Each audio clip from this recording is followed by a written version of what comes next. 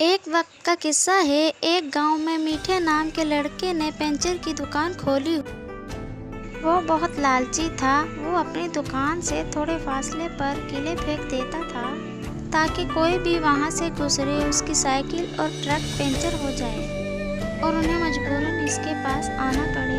میٹھا یہ سب کر کے بہت پیسے کماتا تھا اور جب شام ہوتی وہ پھر سے سڑک پر کیلے پھینک دیتا تھا اور جیسے ہی کوئی بڑی گاڑی یا ٹرک جس میں قیمتی سامان ہوتا، میٹھا اپنے بندوں سے کہہ کر چوری کروا دیتا۔ آج بھی وہاں سے ایک ٹرک گزر رہا ہوتا ہے جس میں آٹے کی بوریاں ہوتی ہیں۔ وہ ٹرک جیسے ہی اس سڑک سے گزرتا ہے وہ پنچر ہو جاتا ہے۔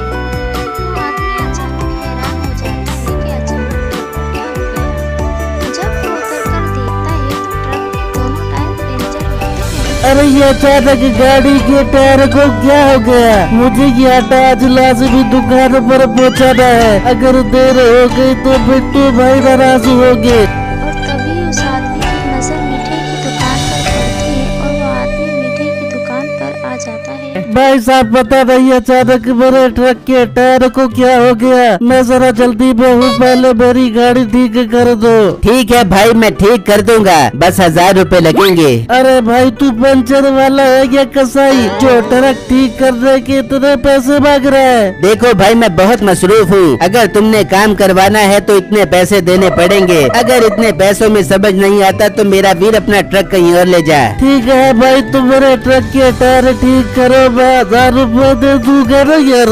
ٹھیک ہے بھائی صاحب، آپ آرام سے بیٹھ جاؤ، میں کام کرتا ہوں۔ پھر میٹھا ٹرک کے پاس جاتا ہے اور اپنے آدمیوں کو اشارہ کرتا ہے۔ وہ جلدی سے ٹرک سے آٹے کی بوریاں چوری کر لیتے ہیں اور میٹھا آرام سے ٹائر ٹھیک کرنے لگتا ہے۔ پھر میٹھا کچھ ہی دیر میں وہ ٹرک ٹھیک کر دیتا ہے اور وہ آدمی پیسے دے کر وہاں سے چلا جاتا ہے اور بٹو کی دکان پر پہنچتا ہے تو دیکھتا ہے ٹرک میں بوریاں کم ہو گئی ہیں۔ وہ آدمی پریشان ہو جاتا ہے۔ یہ آٹے کی بوریاں کہاں چلی گئی؟ یہ تو کم لگ رہی ہے۔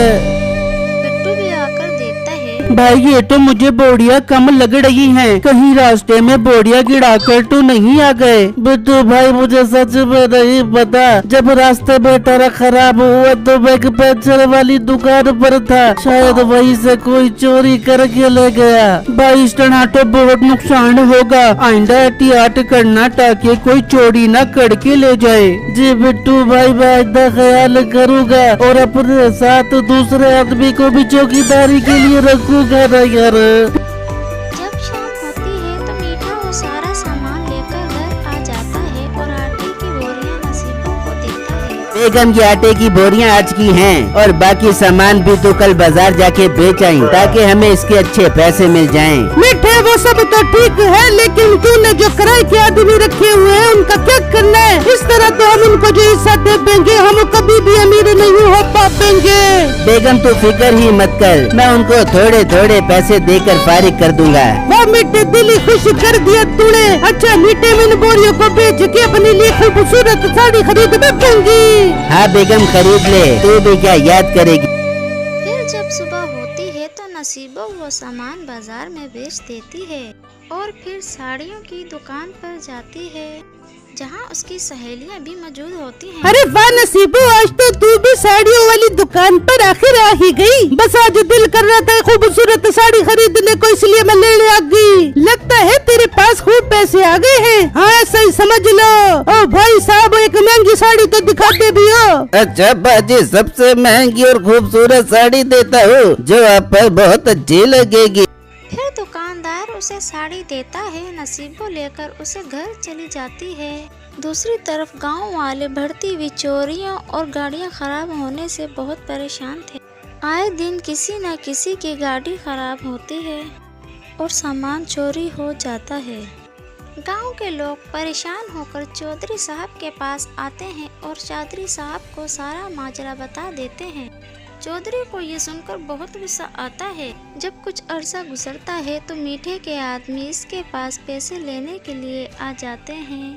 جب میٹھا انہیں 2000 دیتا ہے تو انہیں بہت غصہ آتا ہے मीठे सारा काम तो हम करते हैं और तू हमें सिर्फ 2000 रुपए ही दे रहा है। देख भाई, मेरे पास फिलहाल इतने ही पैसे हैं क्योंकि आजकल लोग सामान महंगे दामों पर नहीं खरीद रहे। लेकिन मीठे तेरे पास तो बहुत पैसा आ गया है, तभी तो तूने अपने लिए इतनी महंगी मोटरसाइकिल खरीद ली है। हमें भी ज्यादा पैसे चाहिए वरना हम तेरे साथ काम नहीं करेंगे। ठीक है, मत करो मेरे लिए काम, मैं अकेले ही कर सकता हूँ। चलो मेरा वीर, अब निकलो यहाँ से। वो आदमी गुस्से में वहाँ से चले जाते हैं। यार हम मीठे से बदला जरूर लेंगे, इसने हमारे साथ धोखा किया है। जब कुछ दिन गुजरते हैं तो बिट्टू अपनी साइकिल पर उसी सड़क से गुजर रहा होता है। तब अचानक उसकी नजर जमीन पर पड़ी कीलों पर पड़ती है तो उन्हें उठाता है। ये यहाँ किसने कीले फेंकी होंगी? इससे तो सब गाड़ियों के टायर खराब हो जाएंगे। बिट्टू इन कीलों को रास्ते से हटा देता है। दूसरी तरफ मीठा इंतजार कर रहा होता है कि कोई नया ग्राहक आ जाए, मगर शाम हो जाती है, कोई भी नहीं आता। तो मीठा सड़क पर जाकर देखता है तो वहाँ पर कोई भी कील नहीं होती। ये मेरी कीले किस मनहूस ने हटा दी? तभी तो मैं कहूँ कि आज कोई ग्राहक क्यों नहीं आया मेरी दुकान पर। मीठा परेशान घर आता है और नसीबों को सारी बातें बताता है। मीठा तू परेशान क्यों होता है? कल दोबारा जाकर कीले फेंक दी, पहले भी तो किसी को शक नहीं हुआ, तो अब क्या खागो बेगा? जब सुबह होती है तो मीठा फिर से सड़क पर कीले फेंकने के लिए जाता है। तभी बिट्टू गुजर रहा होता है तो वो जल्दी से छुप जाता है और देखता है कि मीठा सड़क पर कीले फेंक रहा होता है। अच्छा, तो ये सब मीठे का काम है, इसकी वजह से लोग परेशान हैं। ये टायर पंचर करके लोगों से पैसे बटोरता है, मुझे गांव वालों को बताना चाहिए। फिर जैसे ही मीठा वहाँ से जाता है तो बिट्टू जाकर सारी कीलें दोबारा हटा देता है और वहाँ से चला जाता है। और फिर जब शाम होती है तो मीठा परेशान बैठा होता है। कहीं आज भी तो किसी ने कीले नहीं हटा दी? आज भी कोई ग्राहक मेरी दुकान पर नहीं आया। दूसरी तरफ बिट्टू गांव वालों को सारी बातें बता देता है तो सब गुस्से में आ जाते हैं। हम मीठे को नहीं छोड़ेंगे, कल ही जाकर मीठे की खूब धुलाई करेंगे और अपने पैसे वापस निकलवाएंगे। वहाँ मीठा परेशान सोच रहा होता है ऐसा क्या किया जाए जिससे उस आदमी का पता लग जाए जो मेरी कीले हटाता है। तो मीठे के दिमाग में एक आइडिया आता है। एक काम करता हूँ, कीलों के साथ साथ केले के छिलके भी डाल देता हूँ ताकि जो भी कीले हटाने आएगा छिलकों से फिसल जाए। फिर मीठा बाजार से काफी सारे केले के छिलके लाता है और सड़क पर कीले और केले के छिलके फेंक देता है और दिल ही दिल में हंस रहा होता है। तो अचानक देखता है कि गांव वाले उसकी तरफ चले आ रहे होते हैं।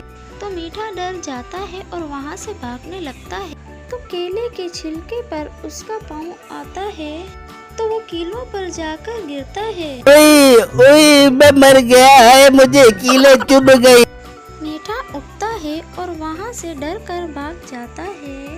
गांव वाले भी मीठे के घर पर आ जाते हैं और अपने अपने सामान के पैसे मांगते हैं। तो मीठा डर के उनके पैसे दे देता है। मीठे कान खोल कर सुन ले, कल से तेरी दुकान यहाँ नजर न आए वरना तेरी खैर नहीं। भाई दुकान का क्या, कल से मैं ही नजर नहीं आऊंगा, मैं ये गांव ही छोड़ जाता हूँ। हाँ, यही तेरे लिए बेहतर है, चल निकल यहाँ से। फिर गांव वाले मीठे को गांव से निकाल देते हैं और वो सब बिट्टू का शुक्रिया अदा करते हैं कि बिट्टू ने उनका मजीद नुकसान होने से बचा लिया।